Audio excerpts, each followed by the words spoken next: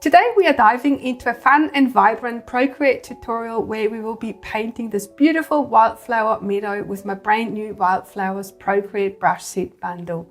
In the first part of the tutorial, I will give you an overview of the brushes, and in that second part, we will paint this gorgeous floral piece together. The Wildflowers bundle contains 3 different brush sets and a color palette, and it also comes with this watercolor canvas tutorial mockup that we will be using later in this video. Let's have a look at the brush sets first. The petal shape brush set contains 23 different petal and leaf shapes to help you with the sketching phase of your floral composition. These are all stamp brushes that support Apple Pencil Hover and the barrel roll feature of the Apple Pencil Pro, but they are also compatible with all other Apple Pencils, although you might not see the hover preview. And then we have 2 brush sets with that wildflower petal painting brushes. The reason why I made 2 different sets is because I wanted the brushes to be compatible not only with the Apple Pencil Pro, but also with the first and second generation Apple Pencil. So if you have the Apple Pencil Pro, you want to use that set that has the BR postfix, which stands for barrel roll. I'm going to show you the difference between the 2 brush sets in a little bit. Each brush set contains 11 petal brushes, 4 leaf brushes, 5 flower center brushes, and then 1 brush each for tiny blossoms and stems. The petals are loosely modeled after real flowers. However, I didn't want to name them Daisy or Cosmos or real flowers names because I didn't want you to be fixated or even restricted by the name, thinking you have to paint exactly this flower. I want to give you the opportunity to explore the possibilities of each brush on your own for maximum creativity. The bundle also contains a beautiful Wildflowers color palette to get you started immediately without having to worry about your color scheme. All these colors will look really nicely next to each other. Now let me show you the features of each of these brushes. All brushes are pressure sensitive, and this is how you achieve the petal shapes. Light pressure creates a thin stroke and heavy pressure makes the stroke thicker. Some brushes are more pressure sensitive than others in order to produce a variety of different shapes, but also to cater to your personal pressure preference. But now let me show the feature I'm most excited about these brushes, which is barrel roll support. In order to make the most out of this feature, you will need to make sure you've got hover enabled in your Apple Pencil settings and your brush cursor is enabled in the Procreate settings. Now you will see a preview of the rotation of your brush shape as you roll your Apple Pencil. This is how you know that your Apple Pencil is rotated correctly. The brushes have been set up so that you can either push or pull your Apple Pencil, and you will get a slight variation of your petal shape so they don't all look the same. But they are still similar enough to match the other petals of your flower. What's super cool about barrel roll is that you can slightly rotate your Apple Pencil as you draw your petal to give it a very nice organic look. This is so much fun, and once you get started with this, it's very hard to stop. As I mentioned in the beginning of the video, I really wanted everyone to be able to experience the joy of painting wildflowers with these brushes. So I made a second brush set that supports the first and second gen Apple Pencil as well. These brushes don't support barrel roll, but you can still create beautiful wildflowers with them. They're probably a little bit easier to use because you don't have to worry about barrel roll, but the drawback is that they are not quite as expressive. If you have an Apple Pencil Pro, definitely try both brush sets. You would have noticed that both brush sets have dual color support. Select 2 different colors and watch how the brush creates the most beautiful blend between primary and secondary color. The primary color gets used with light pressure, and the more pressure you apply, the more the secondary color gets blended in.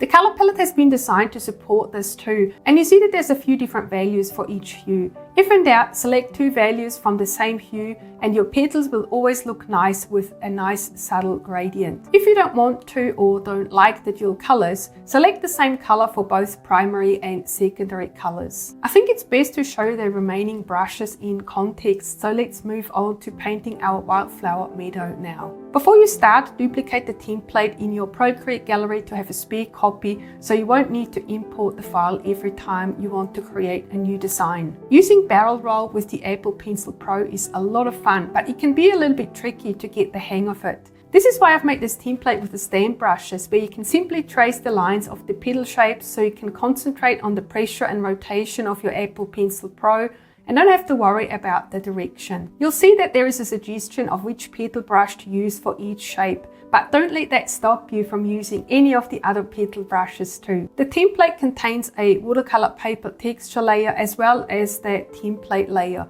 Both of these layers are locked so that you're not accidentally painting on them. Start painting on the layer that says paint here, and make sure that you create new layers for each of your flowers to make it easier to move them around if you want to later on. You can also turn the visibility of the template layer off and just use the canvas texture for your own designs. But now let's start painting our wildflowers. I think the easiest flower to start with is this flower here. And we're going to use petal 5 for this. I'm going to use the brushes that support barrel roll because I do have the Apple Pencil Pro, but all the brushes are exactly the same in the other brush set as well. Let's pick a dark orange for our light strokes and then this golden yellow here for our heavier strokes. Make sure that you select the primary color before you close the color wheel, otherwise the colors will get swapped around.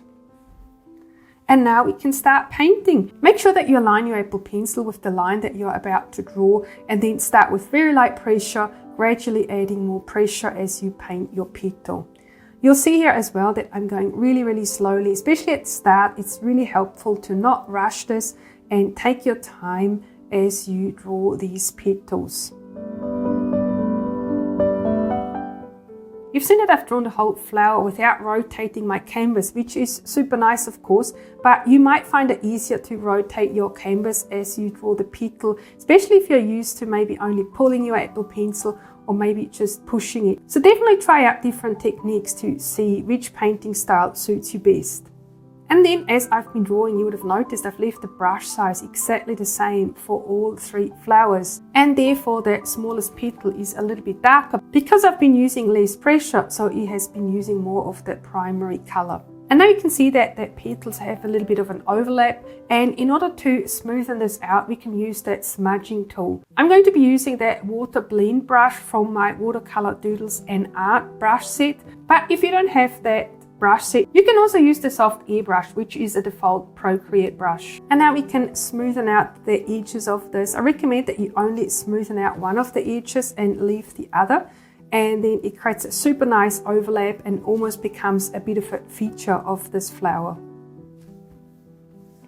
Alright, so now you can decide to paint all your other petals first, or maybe tackle the centers of the flowers next. And so that's what we're going to do, so I can show you some of the other brushes as well. And I recommend that you create a new layer first. The brush set comes with 5 different center brushes, and you can use them on their own, or you can combine them for an even more fine-grained look. Let's start with the watery center brush. All center brushes are dual color as well, and so I'm going to choose this dark brown for my primary color and then this light brown for my secondary color. And again, as before, make sure that you choose your primary color before you close the color wheel. So now we can paint this center here for all our flowers. To make it a bit more interesting, let's choose that fluffy center brush as well, and let's make this a little bit lighter. And so now all I want to do is swap these colors around, and the easiest way to do this is select that secondary color, and now the colors are being swapped automatically. So it can be a little bit annoying that you always have to select your primary color before you're closing the color wheel, but in this instance it's actually quite a nice feature. And so now we can ever so slightly add some of these lighter dots here, and if you find that this is not quite light enough, definitely feel free to choose a different color for your secondary swatch. So maybe we'll choose this slightly lighter brown color here as well, and then we can add some more dots. And now it's looking really nice. Next up, let's paint this flower here, and I'm going to choose petal 4.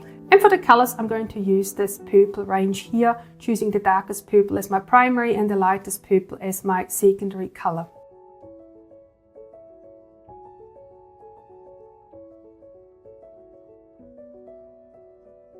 And then for the center, we're going to create a new layer, and let's try the hairy center brush for this. I'm going to select dark orange and then this light yellow here. And so we're going to paint this in now. And you can see what a cool effect this creates and how easy it is to paint these flowers. All right, so now I'm going to go through and I'm going to paint all the remaining flowers. I'm going to speed up the video a little bit so it doesn't take too long.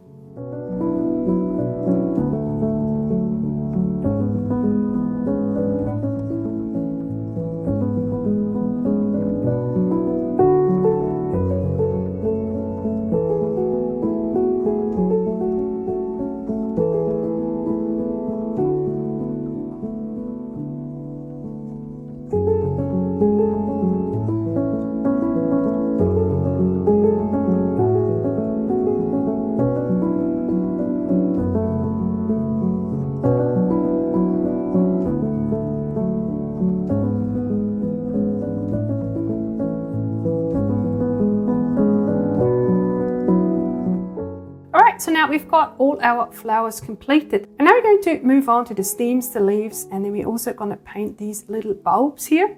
Of course, we're going to select a new layer, and you might want to put this layer below all your flower layers because the stems are going to be hidden behind the flowers. Now let's choose this dark green as our primary color and then a lighter green as the secondary color. And then let's use that stems brush. And this is really easy now. All we have to do is just draw in the stems like this.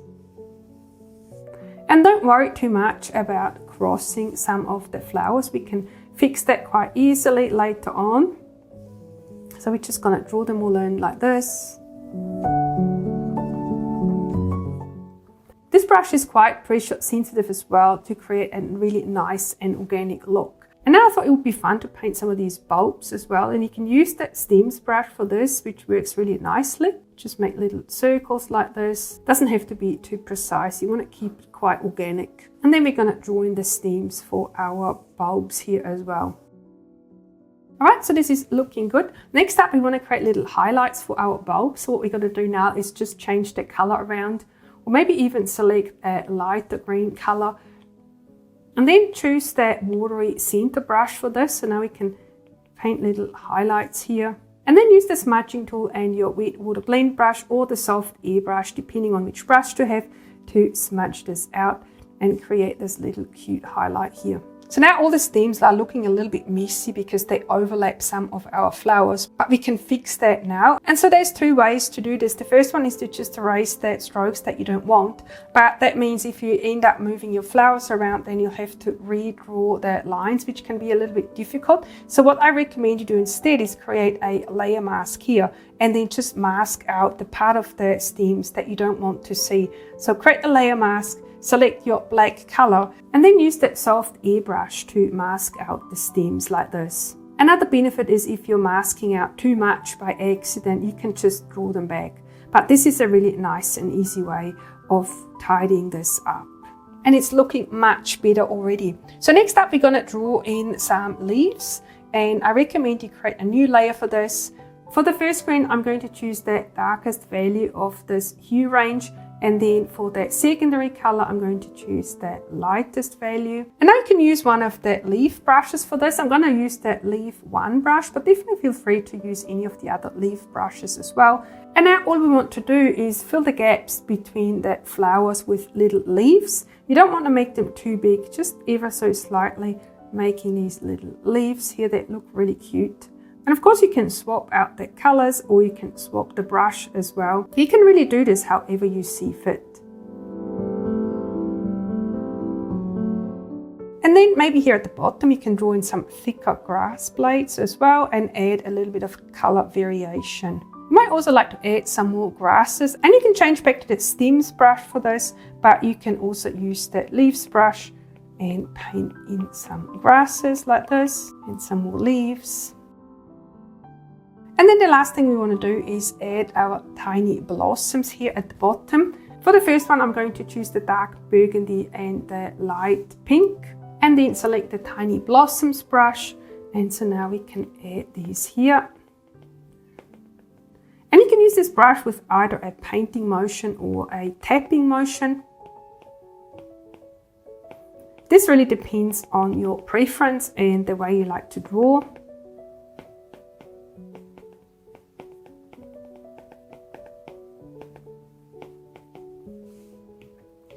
And then maybe turn the colors around as well so that you can get some darker spots here as well and a nice variation of colors.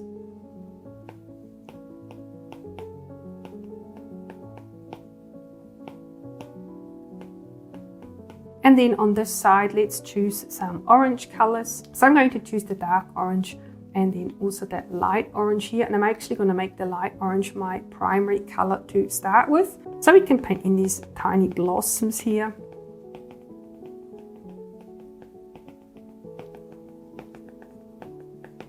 And then again, turn the colors around, add some darker ones. And then we can paint some here. And definitely feel free to change the colors. And maybe even choose white for one of your colors and then one of the orange colors. This can look nice as well.